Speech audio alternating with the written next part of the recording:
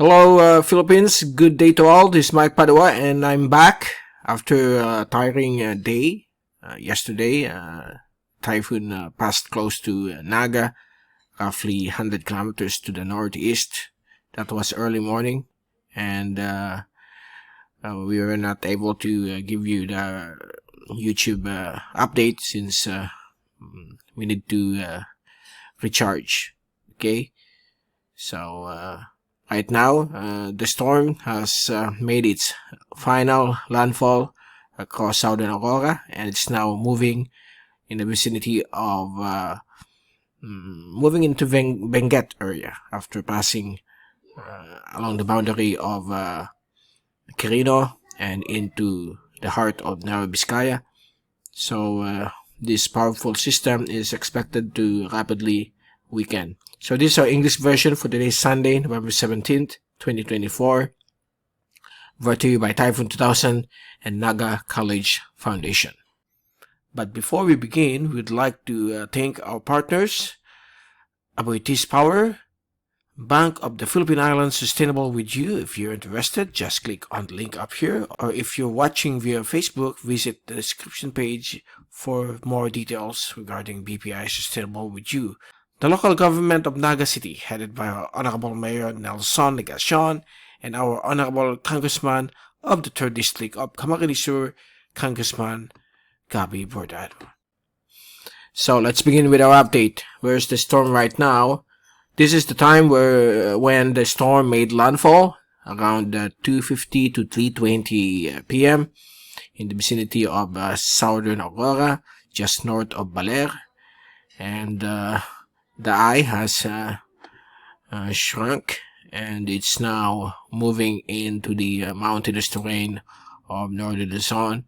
This was our last track we issued this morning, and we will be creating another one. And as I speak right now, the system is somewhere here into the area of Benguet, and expect some strong winds within 100-kilometer radius. Okay, it's not a wide system, it's a compact system where the strong winds or the dangerous winds are located just within the 100-kilometer radius of this system. And here in Naga, we didn't feel any strong gust up to 90 kph, just 69 kph, and that was around the midnight. And the rainfall is just above 100 millimeters in some areas. It's 147 in Concepcion Grande. Here in my place, it's around 102. And still going to gather more data from this station. So far, the forecast went well, 50 to 200 millimeters, as I mentioned during the last video. But those areas along the coastline of Partido, Gashitorena, Caramoan suffered the worst of this, although it's not totally worst since the system has jogged or moved towards the northwest. And I pray for the people of Catanduanes, which suffered the worst of this system during its first landfall that happened around 9 o'clock yesterday, last night. So this is the tracks of all Asian agencies. They all agree that it will move towards this direction, and within the next 48 to 72 hours, this system will eventually dissipate into a low pressure area, and it's likely to move out of the Philippine area of responsibility by tomorrow afternoon. Okay, and here's the storm warning signals, wind warning signals of Pagasa. And there's a large area of Luzon under storm signals number 1 up to 5, especially here over Nueva Vizcaya, Quirino, and Aurora. This is where the super typhoon made landfall. And here's the latest. Here's the latest from the windy.com satellite loop. We are going to play you first. Let me show you the video when the storm made its first landfall. we're going to play back this for yesterday. This was yesterday, at the time where the system made landfall. Okay, so this was around 12 a.m. Saturday. Okay, and we're waiting. There you go. So this is the satellite loop. And then looks like there's a problem with the archive. There you go. Let me yeah, there's a problem with the archive, but you can see it here. The system made landfall here over Viga, Wagamanok, and then it made it passed over the northern towns of Caramoran and Pandan. It's around 9 o'clock till 10 p.m. Okay, and this still want to forward this. Yeah, there's a problem with the video feed for yesterday or last night. And let's move forward for today, 17. There you go. Before it made landfall. I'm going to show to you here what happened. Yeah, there's really a problem with the feed. So 5:30 p.m. There you go. 11:15. Upon its landfall over Catanduanes, you realize that the cloudiness here has moved to the east of the circulation, and then around 12 midnight up to 1:17, the cyclone is somewhat became disorganized because of the impact here over the mountains of Catanduanes, as well as the possibility of the effects of diurnal influence on this system. And look at this. Around 3:30, there are new convection forming, and it's already affecting Camarines Norte. Then later on in the morning, I'm gonna switch this early this morning. So here, beginning at 6:59 or 7 a.m.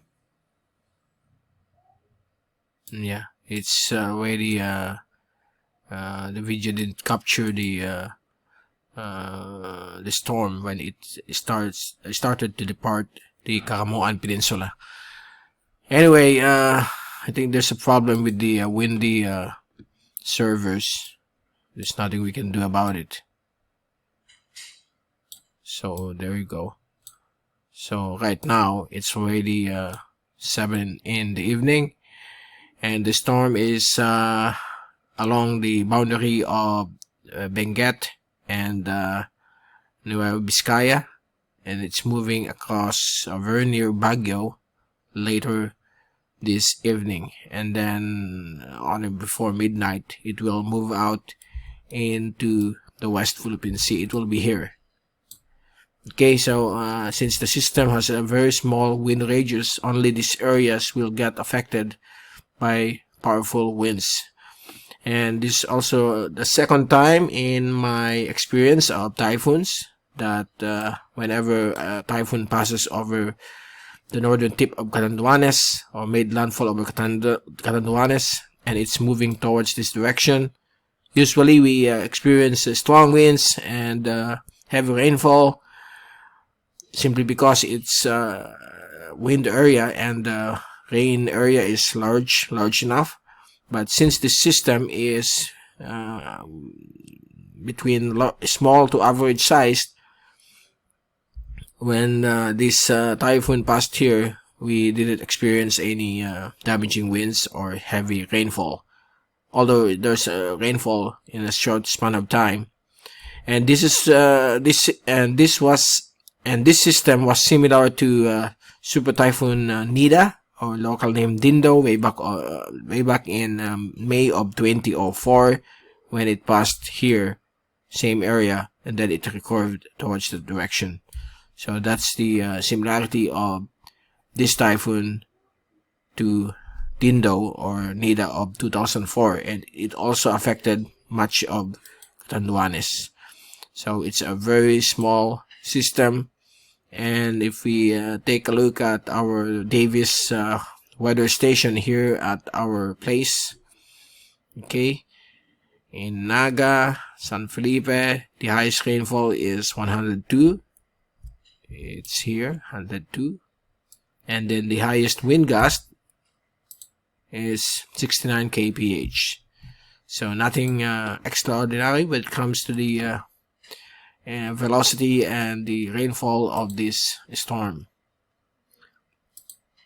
Now let's take a look on the rain forecast. This is from the European model, and tonight there will still rainfall of more than 100 millimeters, 50 to 100, and a little bit of more than 100 millimeters across the western sections of northern Luzon. But beginning midnight, once the system exits the mountainous terrain of Luzon, the rainfall will begin to dissipate, and tomorrow morning we will be seeing, or we might be seeing, some good weather across northern Luzon.